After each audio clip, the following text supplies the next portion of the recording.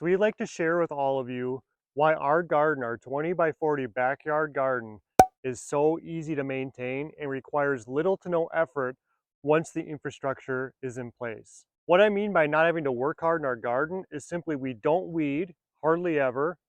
We rarely have to water our garden, and we have yet to really deal with pests or some type of disease that has a problem in our garden itself. The first thing we did to make our garden really low maintenance is to make sure that we didn't have to deal with weeding. And let's just start with the footpaths right here. As you can see, we have a lot of wood chips down here, and the wood chips help soil erosion. They help with maintaining a nice clean walkway. They help with suppressing weeds and so much more. But in this path right here, if I were to dig down, I would eventually get to some cardboard. I can see it right here. And that cardboard was placed down there on purpose to suppress the weeds.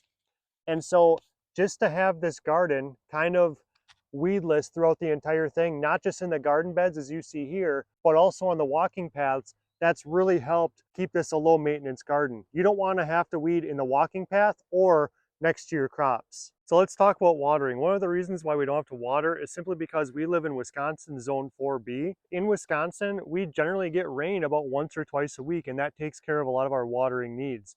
The second reason why we don't water very often is because we densely plant our crops. We put them very close together, so once they grow up, they create lots of shade around, and that keeps the moisture in the soil, and it helps us with not having to water so much. Since this is densely planted together, as you can see right here, and there are other examples of the garden as well, that really helps minimize weeds. It also really helps with watering, because when there's shade, you don't have to water as much, and it also cancels out a lot of those weeds that would try to grow up next to the crops. The next reason why our garden is very low maintenance in that we hardly have to do any work out here at all, is because we use leaf mulch.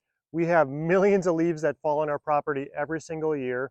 We have our main yard up here. We have another section that I mow in another area. So we collect a lot of leaves through mowing the grass and collecting them in the bagger behind the lawnmower. Now you just can't pick up leaves and put them directly onto your crops or next to them, because it's going to create a lot of problems with them breaking down. We like to mulch them first in the riding lawnmower, take them from the bagger and dump them directly over our beds or in the chicken area behind me here. As you can see here, we have no more broccoli. If you watched our last video, we showed how big the broccoli got. It was absolutely massive. Therefore, this is basically the only time that we're not going to have mulch on our garden. And we do have some mulch there that was around the broccoli plants after we put the plant starts in the garden.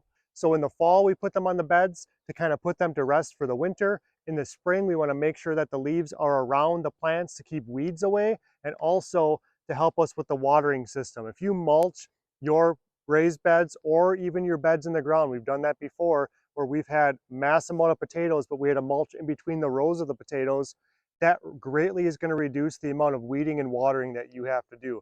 You don't have to use leaf mulch. You can use straw, you can use other things. We use leaf mulch because it's free and because we found that it works really well. So disease is another thing that gardeners have to deal with.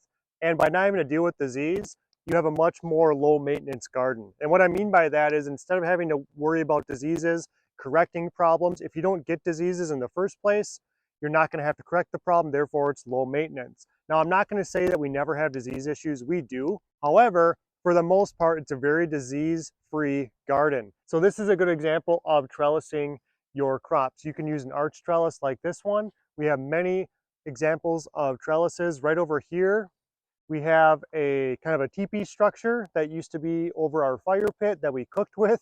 We no longer use that. So now we have our sweet potatoes going up there, vining up there. And what trellising basically does is it increases airflow through your plants. And before you think that we have it all together, or you think that we think we have it all together, we don't. This has been years and years of trial and error. We've failed multiple times. We're learning just like everybody else. But once we get a little bit of success, we like to share that with everybody. We still have things that we have to figure out, and we're looking forward to the process, because the whole process is part of the learning experience. And that's what makes gardening fun to us. When you get a chance, check us out on Instagram at Together We Harvest. Also, if you have ideas for what you would like to learn more about concerning growing your own food and being self-sufficient, put that in the comments below. This is not just a gardening channel. This is a lifestyle channel that's going to challenge you, but it's also going to encourage you, hopefully, to live a more simple life, because we believe by simplifying your life, you ultimately increase its quality. We'll see you next time.